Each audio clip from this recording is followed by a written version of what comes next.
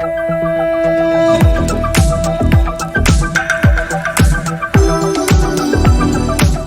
everybody. So today I've got Akash Vaghela, who's the founder of RNT Fitness and author of Transform Your Body, Transform Your Life. Now, one of the things I've been massively impressed by what Akash has done is his book seems to be everywhere. Every time I look on social media, somebody's holding a copy of his book. And so today, and we'll go for about 30 minutes, I just want to find out like the strategy, what you've been doing, Akash, to get the message out to your audience that you're now an author. So to signal that status of being an author and having a book. Awesome. So first off, thanks for having me. Really appreciate it.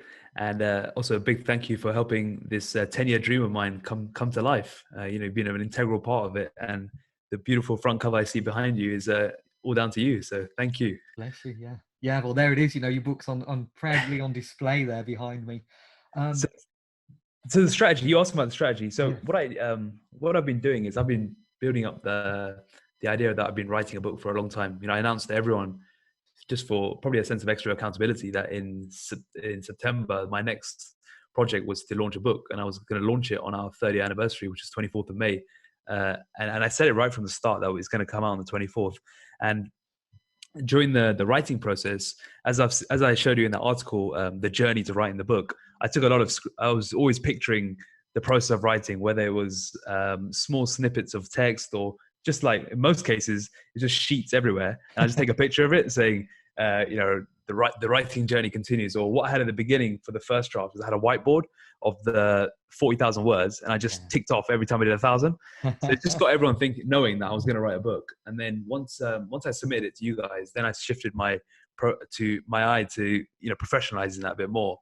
So I had a bunch of videos made. I did some articles on why I wrote the book, how I wrote the book. And that was for about 8 to 12 weeks in the launch period. And in that time, I was sharing quotes and all I was talking about was the book, just saying the book. And they knew that the 3rd anniversary was coming up with the book. So I just continued to share that. And then just before the launch, I did a pre-order bonus campaign where I gave away 3 months of coaching for anyone who pre-ordered the book. And I tiered it. So I had people, if you buy 1 book, you buy 3 books. If you buy 5 books, you buy 10 books. If you buy 50 books. And surprisingly, 1 person bought 50 books. I couldn't believe it. They bought 50 books of Amazon. They had to split it into 4 orders because Amazon thought something was weird. Then we had quite a few buying 10 books. And then afterwards, I just said to people, just tag me in your story. But what was funny is people were doing it without me even saying it, really. I was just... people were just tagging me in their stories, and I just kept resharing it. And then I'd asked my PA, just keep sharing it on all my social media, which is probably why when you go on any platform, you just see a picture of the book. You do, like stories in any platform. And the interesting thing, like you raised an interesting point there. I have a feeling people start to copy the behavior of others. So the fact you're validating the shares by sharing it, so it's like, that was good behavior. There's other people like, I want to do that. That's what everybody else is doing. So it was kind of organic, really. You hadn't engineered that so much as just picked up on the fact people wanted to share. Yeah, I mean, people do what other people want to do, right? They don't really live by themselves. They see other people do something, and they're like, I want to do that because it's cool, right? And I just kind of led on that behavior. And I find it interesting. So you talk about making yourself accountable from day one. Like you shared the journey, you documented the journey, and you've written a brilliant article on your writing journey anyway, which I think everybody should go and look for. Where would they find that? It's on the RNT website. I can give you the link to share with people. That'd be brilliant. We'll put that in the comments. It'd be good people to just see the journey, but you documented it. And it's about, this comes back to actually your values and your approach to what you do with your clients, which is about that accountability on a very visible public level. It's like, I'm on this journey and that certainty that you're going to get there. There's no doubt in your mind that you're going to do. I mean, once you have a blueprint, now you have a very clear blueprint. You have the writer, the acronym, and it's your blueprint to publishing a book. And I just thought, I saw this, I signed up with you guys. I thought, well, these guys know what they're doing. Let me just look at their blueprint. And I just dissected each letter, put a date by each one. And I thought, well, I'm holding myself accountable to you guys. I said, I want to publish it on the 24th of May. I told everyone around me I was going to publish it on the 24th of May. And I told myself, so I created 3 levels of accountability: coach, peer, and self. You are the coach.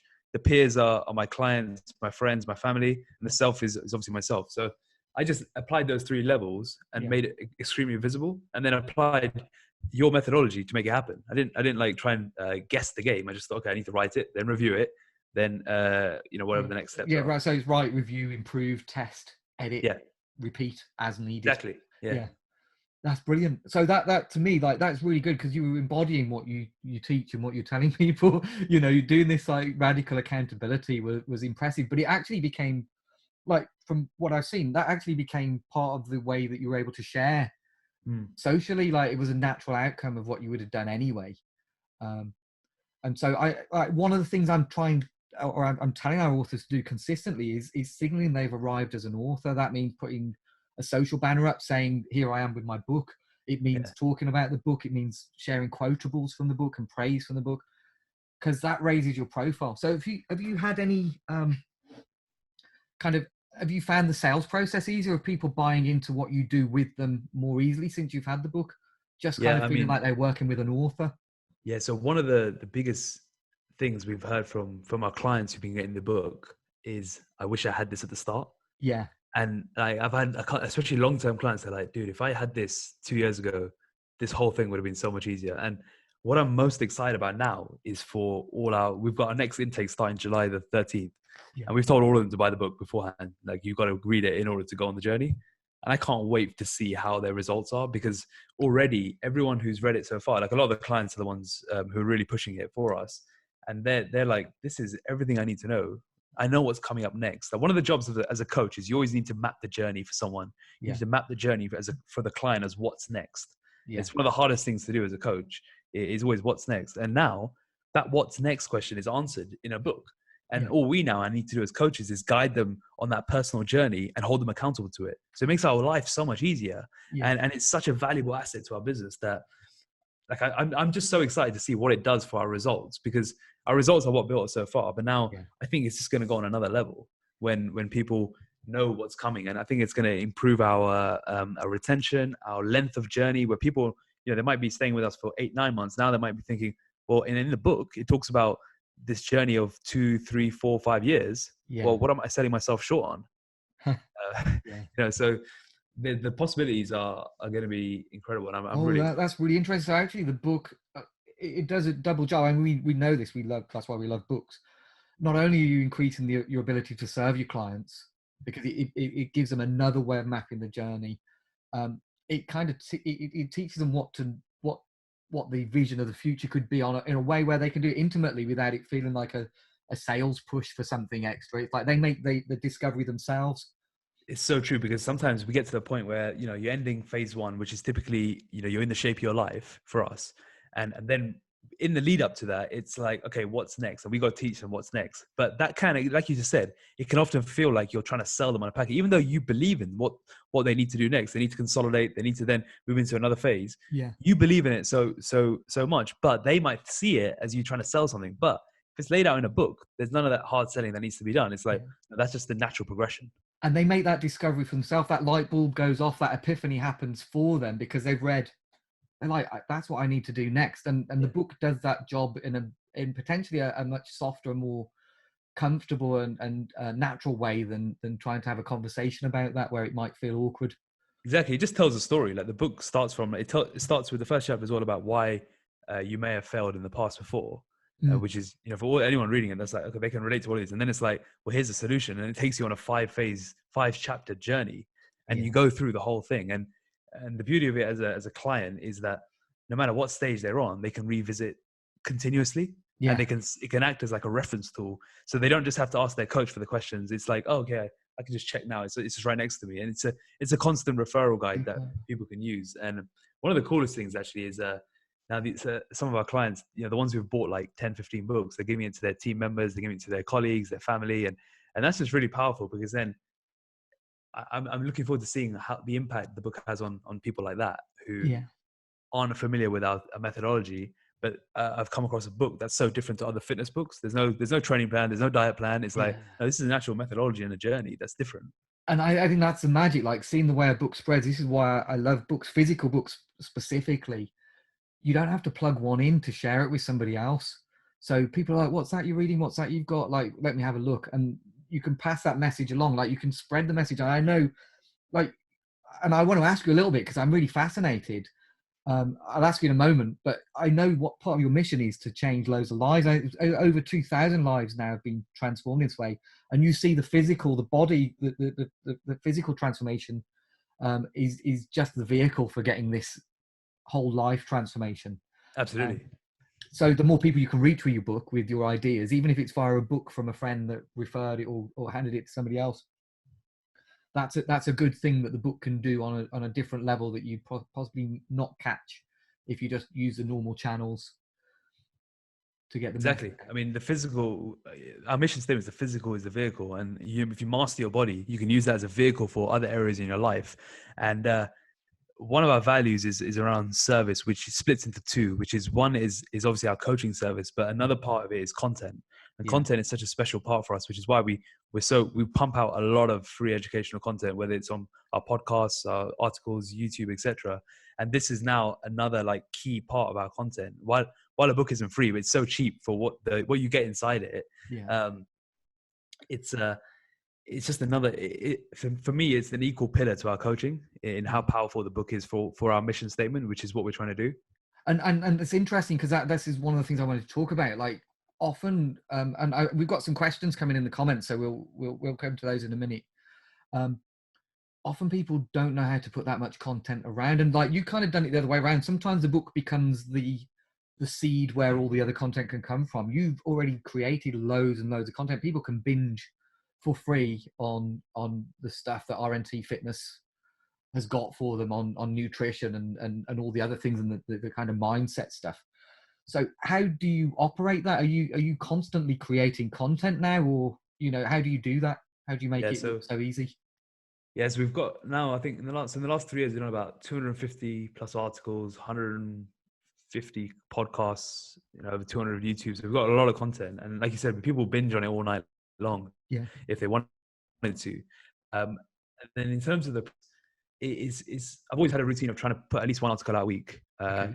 and then one podcast out a week at least. And then I'll typically go through binge periods of content creation myself, Yeah. because obviously I've got to manage it with running a business as well. I can't just create all the time. So what I do is I typically go through like a couple of weeks where I'll sprint loads of podcasts, loads of articles, and I'll have them all ready for a while. And then Yeah. I'll go through a period where it's just strategy, marketing, and just very much like business development. And I'll Yeah. alternate the two, and that's typically how I try and stay ahead. And then I have a content calendar, which I just make sure it is always ahead of time. And then with my social media, what I do is every Friday morning, I'll write the whole week's posts, and then I just send them to my admin team, and they'll go out and schedule everything through the week. Great. Okay. That's really useful. I think a lot of people need to know, like, there's a system. Like, this is the thing I learned when we worked with you, is you're very disciplined. That's how you manage to get the results for your clients. So it's just, again, you've got a plan and a discipline, and you just stick to it like you would Yeah. with working out or nutrition or anything I think with else. content, it's just ruthless consistency around a singular message Yeah. is what I try and tell people as much as they can. Like, know what your message is, know what your mission is, know the change you're trying to create in the person who's reading your content, and then just hammer that message down in as many ways as possible consistently. It's as simple as that. It doesn't need to be any more complicated than that. Where people go wrong is they try and be fancy, or they get inconsistent, or they say a different message all the time. You've just got to be true to it. So for me, it's, the physical is the vehicle. That's all you'll see on our page. You just go on there, that's all you hear. And Yeah. we just repeat it and show, and then we show examples, show case studies, and show that the work actually does work. That's all there really is to marketing and content creation. So I want to ask you, 3 years old, RNT Fitness is 3 years old it was on the 24th of May. Yeah, the same day as the book launch. Was the birthday, so it's like time of the launch. What got you to where you are? So what made you want to build RNT Fitness? What were you doing before? Yeah. What's your story there? Yeah, so if I take it back right away to 10 years ago, I was on the path to become a lawyer. I was going to Okay. follow my father's footsteps and be a lawyer. I did work experience all around the world. And it was only when I spent time at the firm he worked at, and I was like, no, I can't do this. and at the same time, I was getting into training. And for many people that age, 17, 18, they want to train to look good for the girls. And my best friend at school dragged me into the gym, and I got bit by it really hard. And all I was doing was reading about health and fitness all the time in any spare time I had. And then we were in a careers class, and I was I was meant to be writing my personal statement for law, and I was caught by my best friend reading fitness websites. And he was like, "Dude, why don't you just do health and fitness?" And I'm like, "Well, there's no career in that.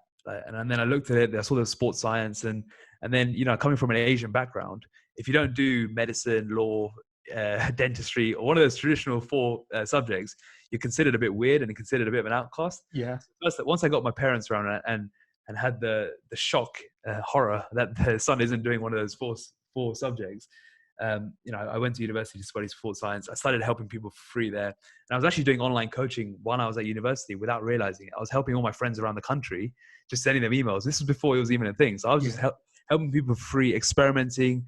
And I mentioned some of them in the book, that the book is 10 years in the making, because I spent 4 years at the beginning just helping and experimenting. Yeah. And then I started working as a personal trainer in the city.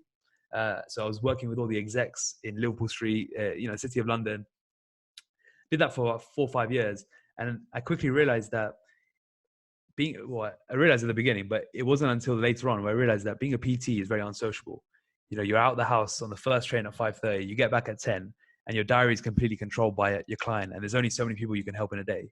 And I saw my colleagues around me having families.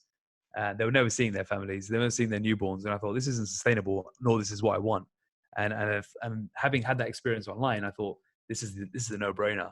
You know, I'd dabbled in various entrepreneurial pursuits, but they never aligned with my values and passion. Whereas this was like a no-brainer. I was like, this is exactly what I want to do. Let me go and build something. And then the rest is history, really. And then we're here 3 years later. And in terms of the delivery, like the results in the book, and I would say anybody listening, watching, get the book anyway. Like, it's a transformational book. It's not your normal fitness book. It's definitely worth having this book on your bookshelf, whatever you're doing. The results in your book are like astonishing. Like, the before and afters are so like there, and there are so many of them. And you deliver this all online. The whole program is online. Is that correct? And how do you run that? It seems like there are intakes and people join a program at the same time and work together. Tell me more. Yeah, so it's all online. It's all one-to-one coaching. It's all personalized to you. We take people through the blueprint that's outlined in the book, and we hold you accountable and guide you through that journey. We have 4 intakes a year at the moment. So typically January, April, July, September.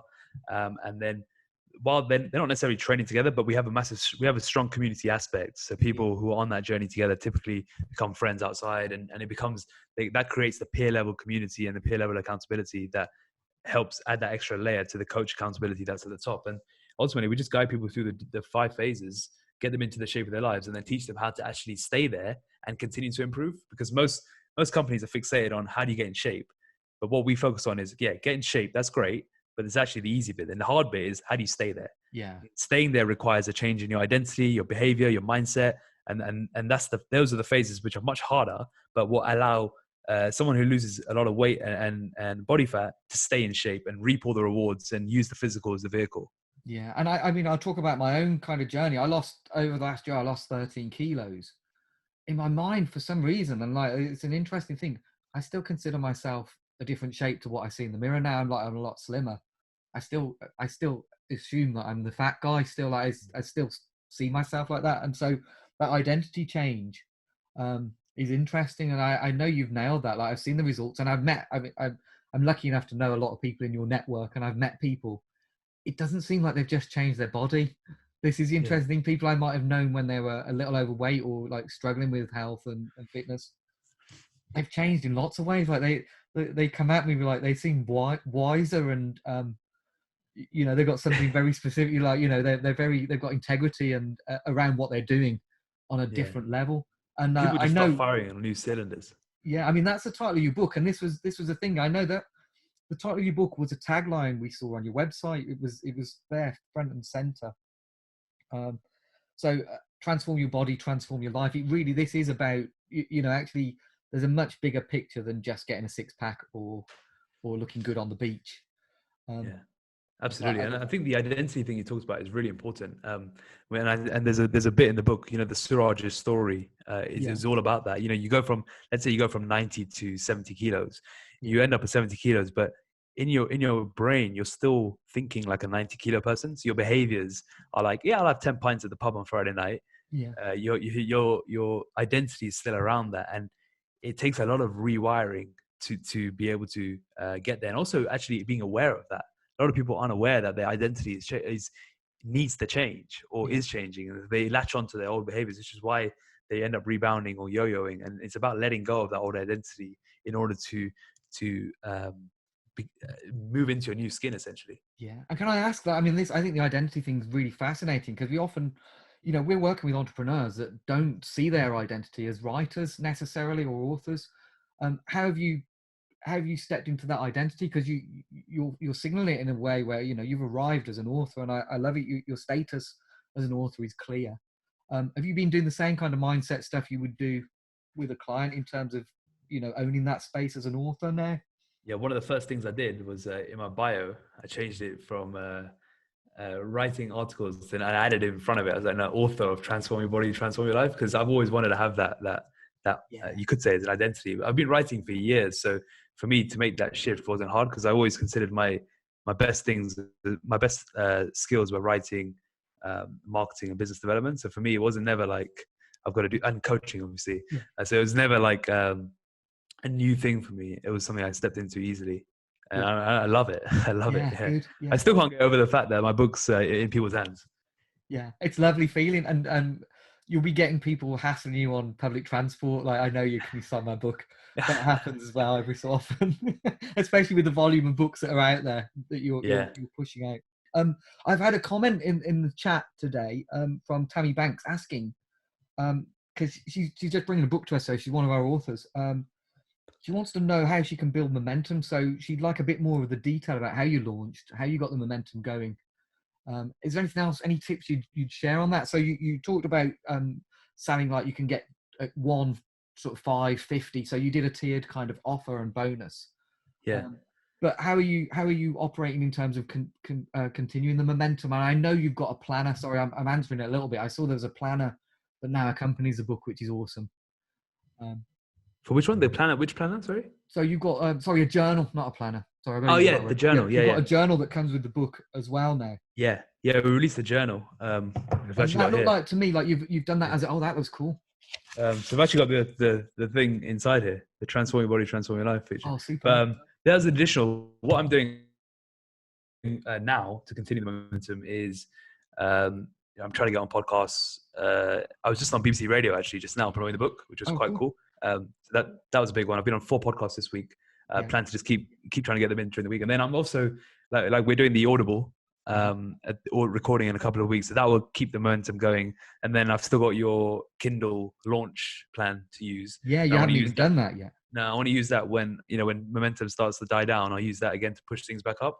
But the big way we're doing it is I'm just pushing it really hard through my clients and just saying like, look, you've got to read this book because it's so important for your journey. And for anyone new starting the intakes, it's like mandatory reading now. Yeah. So these are the ways I'm using to keep momentum going. So I would say for the people that you work with, I'm assuming it's very much service driven. It's very the industries are client facing, right? So I would use your client base as your best way to build momentum. That's great. Because you're not trying to just give it to any willy-nilly, right? You're trying to give it to people ultimately the book is a vehicle for you, right? It's a vehicle for your business. Yeah. So use it in that way, and that's the way you should harness the momentum. That's brilliant. I love that. So I love the fact you've made it mandatory reading. Can I ask about the podcast?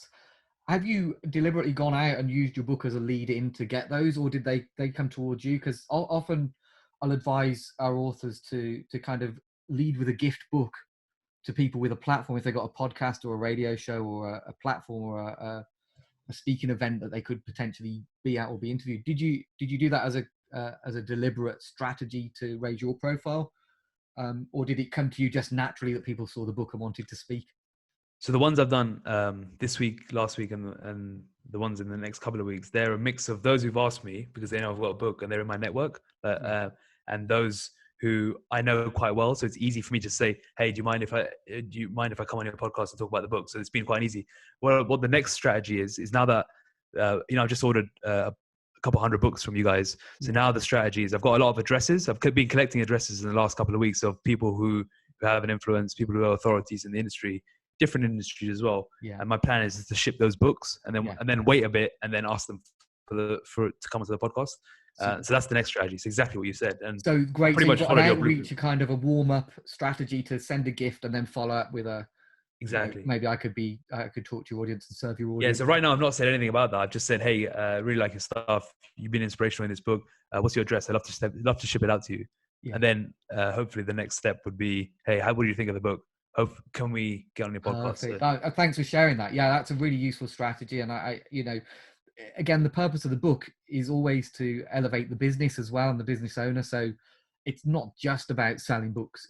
It's really how you can position that book to sell what you've got to well, offer. And speaking of that, I said to my sales team the other day, I said, can you let me know what September's like?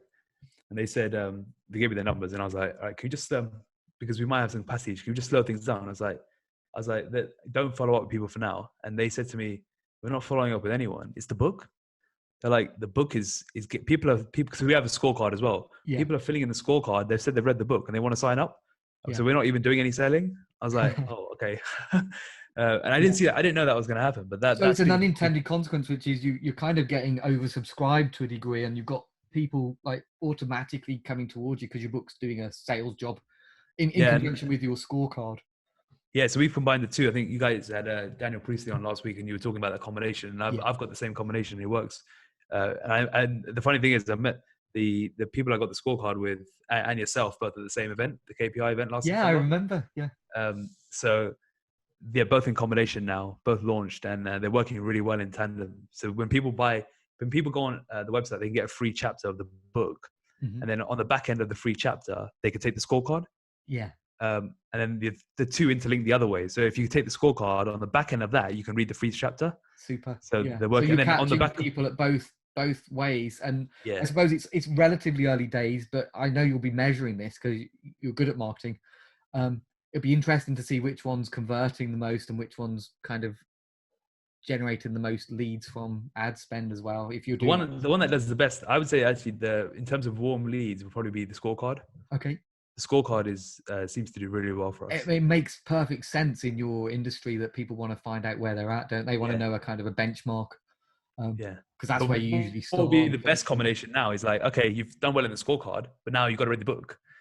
Yeah, because that's the answer, isn't it? It's like now you know what the questions are. Yeah. You need the answer. But not to just sell the book, more for like, okay, you're going to start with us. If you're going to start with us, read the book. Because then I know if they've read the book, they're going to embrace the full journey. They're not going to be like, I'm just going to do 6 months and then I'm done. They're going to be like, no, I want to really go through the whole 2, 3, 4, 5 year journey. And then we've got a better client, a better quality client, which in turn is a better job for our coaches. And the whole ecosystem just becomes a more productive and fun environment to work in. Super. Have you got plans for any more books? Are you going to do another one, or do you think this is the one? No, this is the first one. I've got 2 titles I'm playing with, 2 concepts. One is around the 7 phases of coaching. Yeah. So in our internal methodology, we've come up with a methodology called the 7 phases.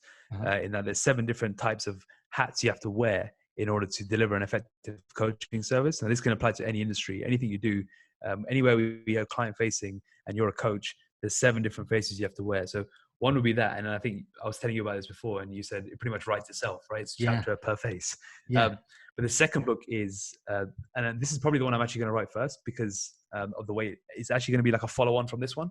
So with this book, the longest chapter was the investment phase chapter, and that one is a place which can often feel quite difficult for people to navigate themselves through, especially around that identity shift and all of that. So what I'm thinking of is doing a book called the High Performance Playbook.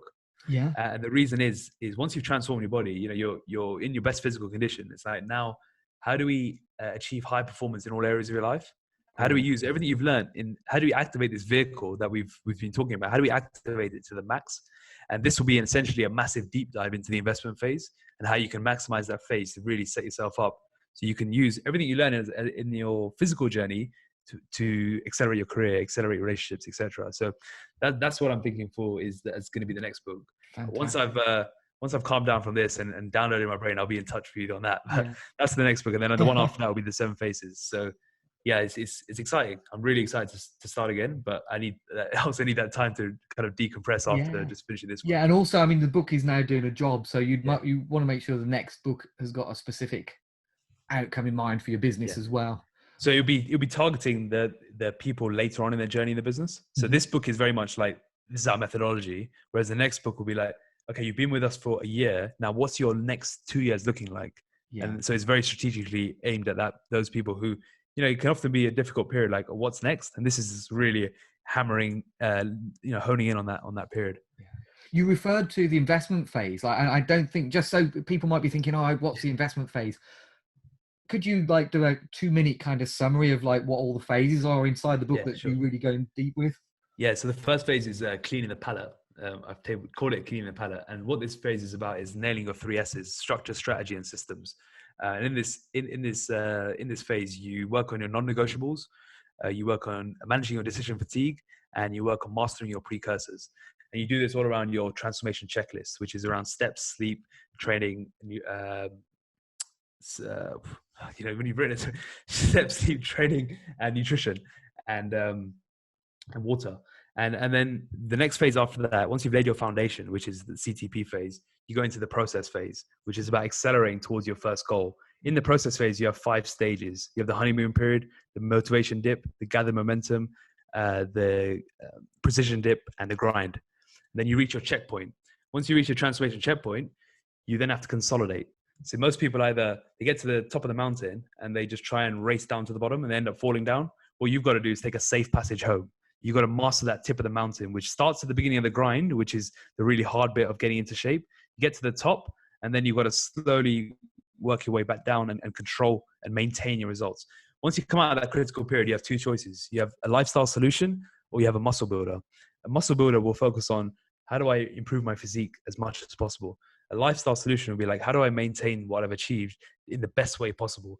Most people find themselves in the middle of that continuum. They want to improve their physique, but they also want to learn how to live their life and not have to be a recluse or avoid any social events or all these things. Yeah. They want to learn how to maintain it easily. And then the investment phase is a long one because, like you said earlier, you've got to rewire your identity, your behavior, and your mindset. This all happens in the investment phase. The result of an investment phase is you enter the reward phase where you're in the shape of your life for life. You've mastered your 3 S's. You've got an evolving bigger why. You've rebalanced your priorities. You're now looking for new challenges. And then what happens there is you essentially just recycle the journey from the beginning, but starting at phase 2, because the idea is phase 1 is always there, the foundation, which is the cleaning the palette. And that cleaning the palette phase is something you do in each one. You reset. So you call it the CTP reset. You do that CTP reset. Exactly. You reset each one because you need to realign your structure, strategy, and systems. And when you go through this journey, what you'll find, and I finished on the book in the last chapter, I talk about reading in between the lines. Because if you're reading between the lines on that whole journey, you can apply it to anything. Mm-hmm. You can apply that exact methodology to your business. And that's exactly how we actually operate our business. We say, all right, we're in the consolidation phase now, which is where we are now. And we're trying to decide where we're going to be on the investment continuum. Are we going to be a lifestyle business, or are we going to be a muscle builder where we embrace the fluff of extra team, extra revenues, extra systems, and head that way? Or are we going to be in the middle? So we don't want to be in the middle. Which side are we going to be on? And you can run this in anything you do, and that's the beauty of the 5 phases. And what we do as a business is take people through that. Super. Thanks so much. That's great. And that's like, I mean, you wrote the book. Everything's in the book in real depth about how your methodology works. For people listening and watching, how can they engage with what you do? Where's the best place to find you? So the best thing to do is to go to our website, rntfitness.com, and then head over there. You can get access to all our articles, podcasts. Our podcast is called RNT Fitness Radio. You can get that on all podcast platforms. If you want to see where you score on the transformation scorecard, you can go to rntfitness.com/scorecard. If you'd like to read a free chapter of the book, just type in rntfitness.com/chapter, and that's pretty much it.